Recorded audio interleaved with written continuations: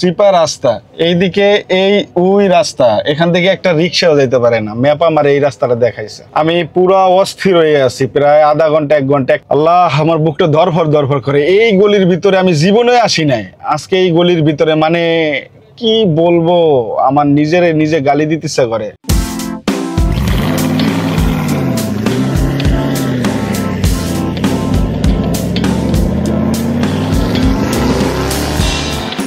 Hello viewers, welcome to my new video. তো আজকে আপনাদেরকে আমার একদম গ্যারেজ থেকেই দেখাবো।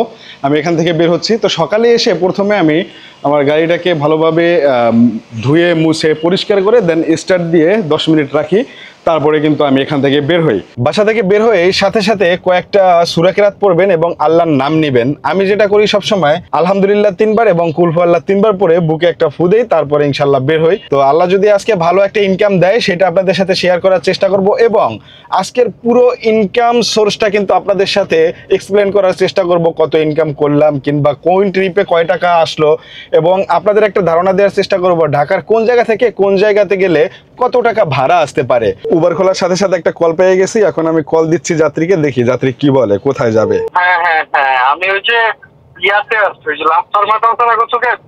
জি ঠিক আছে, আমি আসতেছি। ওকে, তো তার সাথে কথা হয়েছে, সে যাবে টিভি গেট। তো চলুন আগে তাকে ড্রপ করি, দেন তারপরে বাকি কথা হবে। বাকি ট্রিপ নিয়ে অনেক আলোচনা হবে, আজকের বিস্তার আলোচনা করবো আপনাদের সাথে। 302 টাকার ট্রিপ মারলাম, 2 টাকা খুচরা দিছে কাস্টমার, মারলাম কিন্তু অবশেষে 302 টাকার ট্রিপ। তো মোটামুটি ভালোই আলহামদুলিল্লাহ। এখন এইখান থেকে যদি একটা ট্রিপ পাই তাহলে অন্য কোনো জায়গায় গেলে ভালো একটা পোষাবে আর কি। অবশেষে আমি পাঠাওতে একটা রাইড পেয়েছি, সে যাবে সায়দাবাদ। যদি ওইদিকে যাইতে ইচ্ছা করে না, কিন্তু তারপরেও যাইতে হবে, এখন কিছু করার নাই, ট্রিপটা ধরে ফেলছি।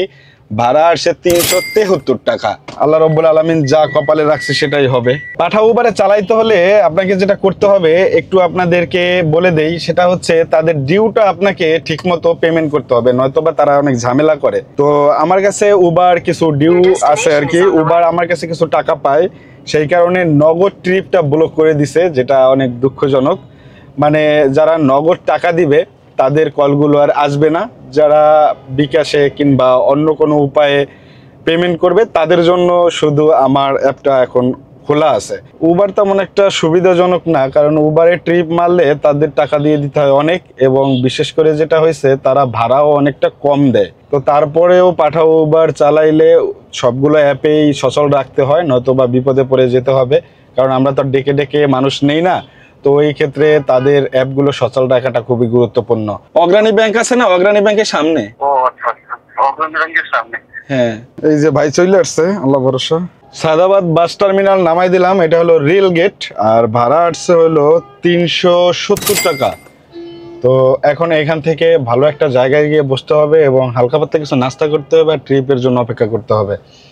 তো ওই যে উবারের কথা বললাম, উবারটা আমাকে নগদ ট্রিপটা বন্ধ করে দিছে। তো উবারকেও পেমেন্ট করতে হবে, তবে ধীরে ধীরে করবো, এত প্যারা নেওয়া যাবে না। উবারটা একটু জ্বালাইতেছি ইদানিং, ঠিক আছে। এবং যাই হোক, আপাতত আমি পাঠাও দিয়ে মারতেছি। তো পাঠাওতে আমি একটা ট্রিপ কমপ্লিট করলাম, তবে এখানে দেখেন আরও 14টা ট্রিপ সম্পন্ন করলে 2000 টাকা আমাকে তারা বোনাস দেবে। তো দেশি অ্যাপ হিসাবে পাঠাওটা একদম খারাপ না, মোটামুটি ভালো। তো যেহেতু ট্রিপ পাচ্ছি না, তো নামাজটা পড়ে আসা মনে হয় আমার কাছে বেটার মনে হবে। পাশে মসজিদ পাইছি, তো নামাজটা পড়ে আসি, তারপরে ট্রিপ ধরার চেষ্টা করবো ইনশাআল্লাহ। এই যে ইউটিউবার রবিন ভাই, সেও আছে এই লাইনে, সেও চালাইতেছে। তার আজকে টার্গেট 5000 টাকা, কিন্তু আমার টার্গেট আজকে 10,000 টাকা। রাত্র যে কয়টা বাজে, কালকে পর্যন্ত চালানো লাগলেও চালাইতে হবে, কারণ টাকা লাগবে।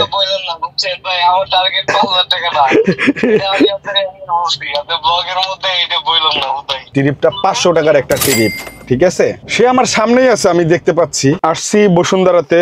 আর আপনাদেরকে একটা জিনিস শেয়ার করি, সেটা হলো বড়লোক ছেলে মেয়েদের কাহিনীটা একটু শেয়ার করি। সেটা হচ্ছে আমি আছি 16 নম্বর রোডে, সে এই 16 নম্বর রোড থেকে সে যাবে 22 নম্বর রোডে।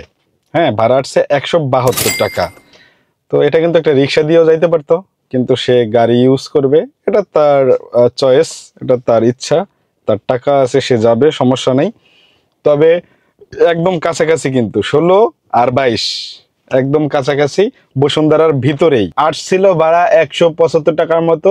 তো ওই ক্ষেত্রে আমাকে 25 টাকা বাড়াই দিছে, 20 টাকা 25 টাকা বাড়াই দিছে, চিন্তা করছেন। যাই হোক আলহামদুলিল্লাহ। তো এরকম বাড়াই দিলেই ভালো লাগে, শুধু লাগতেই থাকবে, কেউ তো এরকম ভাবে বাড়াই দিতে চায় না। যাই হোক আলহামদুলিল্লাহ, কপাল ভালো, ভাঙতি ছিল না পকেটে, না থাকাও একটা সৌভাগ্যের লক্ষণ, যা বোঝা গেল। মিরপুরে একটা ট্রিপ পাইছিলাম, কপালটা ভালো, চাপ দেওয়ার আগেই গেছে সুইটটা। তো এই হলো অবস্থা। তো আজকের ইনকাম মোটামুটি তো দেখছেনই, মোটামুটি খারাপ না, ভালোই আলহামদুলিল্লাহ চলে। সত্যি কথা বলতে কি, যে জিনিসটা চাই ওই জিনিসটা যদি সাথে সাথে পাইয়া যায় তাহলে কিন্তু আরো বেশি ভালো লাগে। আমি যে বলক যাইতে চাইছিলাম নতুন বাজারের দিকে, আর অলরেডি কিন্তু আমার একটা যে বলকের বাড়িধারা যে বলক নতুন বাজার কলটা ঢুকছে অলরেডি। বিশেষ করে এটা আমার কাছে খুব বেশি ভালো লাগছে, কারণ আমার গ্যাসটা টিউনিং করা লাগবে, এটা তো আপনাদের একটু আগেই বলছি। দেখছেন কত সুন্দর জিনিসটা, চাইলেই যদি মিল্লা যায় আলহামদুলিল্লাহ। আল্লাহ রাব্বুল আলামিন যদি এরকম দেয়, আহা হা। ওই যে কাস্টমার ফোন দিছে, দেখি কি বলে। ইনকাম আসলে খারাপ হয় না, ইনকাম ভালোই হয়েছে। এখন ওইখান থেকে আসছি, কোনো জ্যাম পড়ে না, একদম খোলা রোডে একটা টান মারছি, 4.5 কিলোমিটার আসছি। মোটামুটি 200 টাকা দিছে, 170 টাকা আসছে বিল, সে 30 টাকা আমাকে এক্সট্রা পে করছে। তো এখন আপনাদের সাথে একটা শেয়ার করতে চাচ্ছি একটা বিষয়, সেটা হচ্ছে এখান থেকে ধরেন আমি দিনাজপুরে যাওয়ার জন্য একটা প্রস্তুতি নিচ্ছি, যে দিনাজপুরে যদি যাই তাহলে কয় টাকা। ভিডিও দেখছে, ভিডিও দেখে সে আমার সাথে ফোনে কথা বলছে যে ভাই আপনি তো এখন পাঠাও বাড়ি চালান, তাহলে আমাকে নিয়ে যান। ওকে, অবশেষে কিন্তু একটা ট্রিপ পেয়ে গেছি দিনাজপুরে, যেটা কথা বলছিলাম। দিনাজপুরে ট্রিপটা নিলাম 9,000 টাকা। তবে 9,000 টাকা কয় হাজার টাকা টিকে সেটা জানি না, তবে নিলাম কারণ অনেকগুলো টাকা লাগবে। অনেক টেনশনে আছি, বাবা হওয়াটা এত সহজ না, বাবা হওয়াটা এত সহজভাবে নেবেন না কেউ। তো বাবা হইতে গেলে অনেক কঠিন একটা পরিস্থিতির মধ্যে দিয়ে সময় কাটাইতে হয়। আশা করি যাইতে পারবো সুন্দর মতো, দিনাজপুর হিলি যাব এবং ভালো মতো আবার আসতে পারবো। দোয়া করেন আমার জন্য, এবং আপনারা তো সাথে আছেন, ইনশাল্লাহ সকল এক্সপিরিয়েন্সগুলো আপনাদেরকে শেয়ার করবো ইনশাল্লাহ। জীবনে একটা ভুল করছি ভাই, এটা হলো এই, মানে এত চিপা রাস্তায় আমি যে ঢুকমো, ম্যাপ আমারে দেখাইছে এই চিপা রাস্তা, চাই দেখেন মানুষ হাইটটা যাইবে সেই জায়গাটা পর্যন্ত নাই। মানে আমি এখন পুরো লজ্জিত মানুষের কাছে। দেখছেন চিপা রাস্তা, এইদিকে এই ওই রাস্তা, এখান থেকে একটা রিক্সাও যাইতে পারে না, ম্যাপ আমার এই রাস্তাটা দেখাইছে। আমি পুরো অস্থির হয়ে আছি, প্রায় আধা ঘন্টা 1 ঘন্টা। একটা ফরেনার হচ্ছে, ফরেনার তো হাইটটা যাইতেছে, এখন ওই একটা ভাই আমারে দেখাই দিতেছে।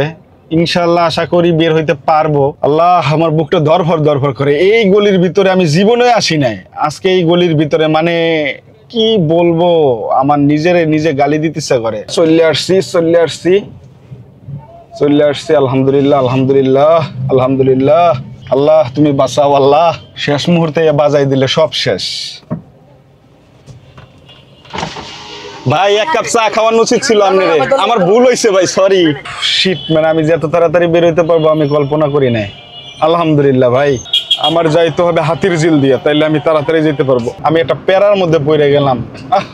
এই রাস্তা আল্লাহ তুমি আর আইনো না, আমি বুঝি নাই, ম্যাপ দেখাইছে, ম্যাপের কারণে এই হলো ম্যাপের অবস্থা। যাই হোক, এখন চলেন আমরা যাই শাহবাগে, গিয়ে তারপরে কথা হবে, সোজা শাহবাগে টান দেবো।